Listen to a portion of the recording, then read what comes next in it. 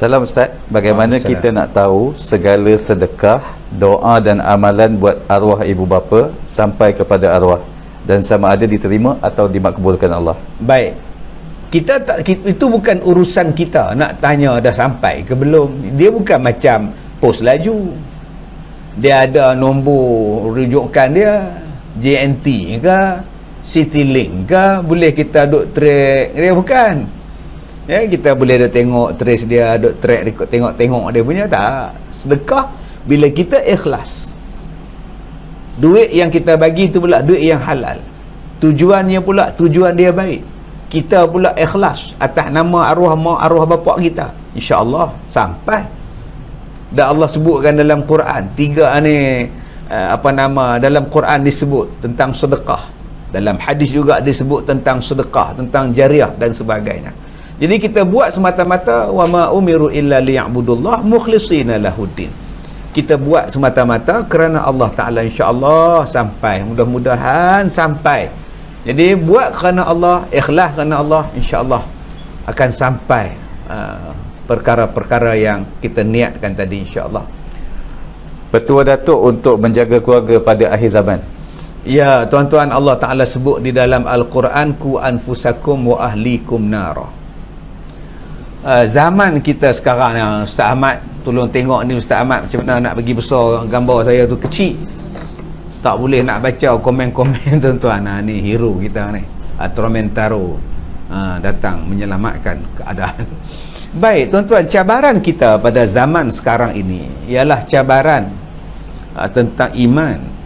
Kita tak boleh lagi nak tanya nanti anakku nak kerja apa, nanti kamu nak kerja apa, kamu ni nak kerja apa, nak kerja apa. Soalan tu selalu kita tanya pada anak kita, nak kerja apa, nak kerja apa.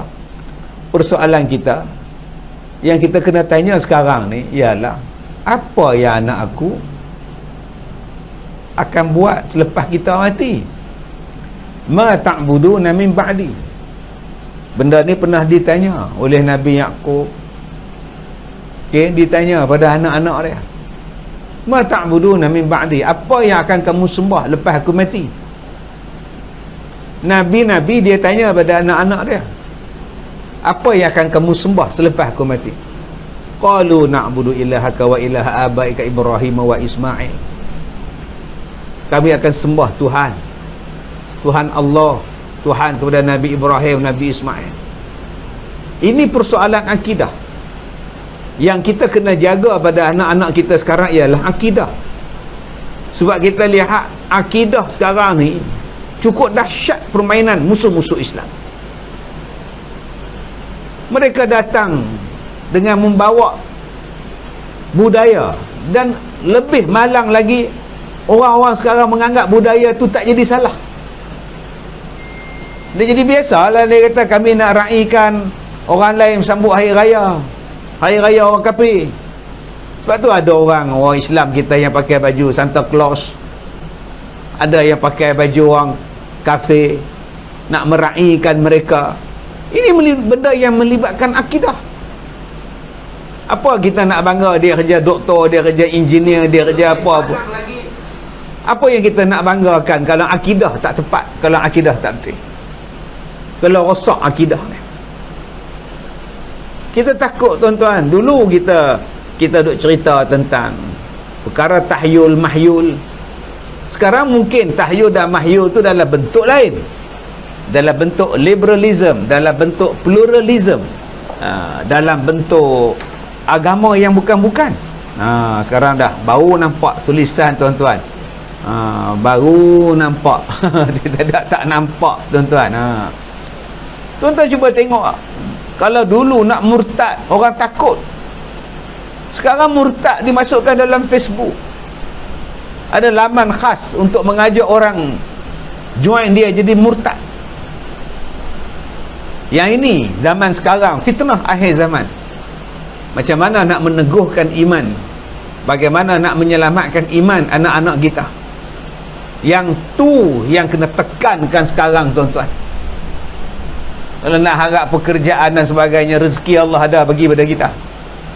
Tapi yang kita takut sekarang tuan-tuan ialah iman. ajaran-ajaran yang bertentangan dengan akidah. Sebab itu kena perteguhkan iman, perteguhkan akidah, fahamkan Islam yang jitu, yang jelas kepada mereka. Wallahu a'lam. Assalamualaikum Datuk. Daripada soalan daripada Siti Arijawadati, Ya. apa hukum membuang air buangan najis ke tanah kosong di sebelah rumah, tanah milik orang lain? Baik, kalau orang buang air pada tanah kita, apa kita rasa? Tu tanah kita, orang buang air limbah, orang buang air najis pada tanah kita, kita marah tak? Marah kan?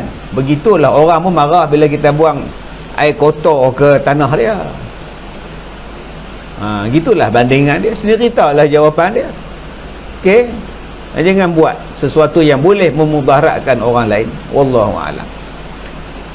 Ustaz, saya nak tanya, ada pandangan orang, suami saya makan duit hasil isteri, suami saya sakit jantung, kencing manis, suami saya tolong saya buat berniaga, adakah hukumnya haram? Taklah. Isteri bagi duit dia. Apa masalah? Bukan dia curi. Isteri bagi, sama-sama berniaga. Suami nak kerja, tak mampu, kawan sakit jantung. Orang yang sakit jantung ni tahulah tuan-tuan, oi, nak angkat berat pun tak boleh. Saya hari tu angkat kerusi kat rumah saya, nak pindah, nak tolak kerusi saya, masuk wad, jantung ni jadi pedih, bekas depan duk buat tu jadi tersepit ke apa ke. Jantung kan macam orang kita boleh sihat main badminton, tak boleh dah. Apa yang dia boleh buat, tambah pergi kerja terbang pokok nyok lagi dia tak mampu. Habis-habis kuat dia tolong isteri dia bungkus nasi lemak, bungkus nasi lemak pergi jual tepi jalan. Jadi isteri dia bagilah berapa persen kat suami dia. Itu bukan makan hasil duit isteri, tu nama dia kerjasama. Isteri pun bagi, rezeki sama-sama kongsi, harus hukum dia. Soalan daripada Kamisah Kimi, Ustaz, teman nak tanya ni, saya ada bermimpi baru ni sebelum subuh saya telah meninggal. Semasa dalam kengkapan ketika nak ditutup, saya tersenyum. Selepas itu saya nak diambilkan wuduk untuk solat jenazah. Saya terdengar azan subuh dan saya terjaga. Apakah maksudnya itu? InsyaAllah mudah-mudahan murah rezeki, umur panjang. InsyaAllah. Ya. Datuk nak bela jambang ke tu? Saya tak ada jambang. Yang jambang banyak Ustaz Amin. Ustaz Amin dia banyak jambang. 2 minggu, seminggu dia tak terima, penuh lah tuan-tuan. Saya bukan jambang, saya ni sideburn. Ni saya ni nak bela sideburn. William Pakuha. Tuan-tuan ingat tak dulu-dulu kan jadi governor lah, apa nama dia, William Pakuha kan, panjang. Itu sideburn, Wolverine. Yang keluar kuku tu. Yang tu ni bukan jambang tuan-tuan. Ni sideburn saja. Jadi saya rasa saya nak simpan sikit lah, bagi dia nampak garang sikit musim-musim PKP ni.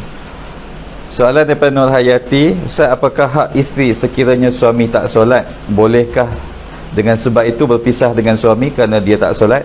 Pelbagai usaha telah dibuat namun tetap tidak berubah. Baik, jadi suami tadi tidak melarang akak untuk bersolat. Dia tak larang akak kan.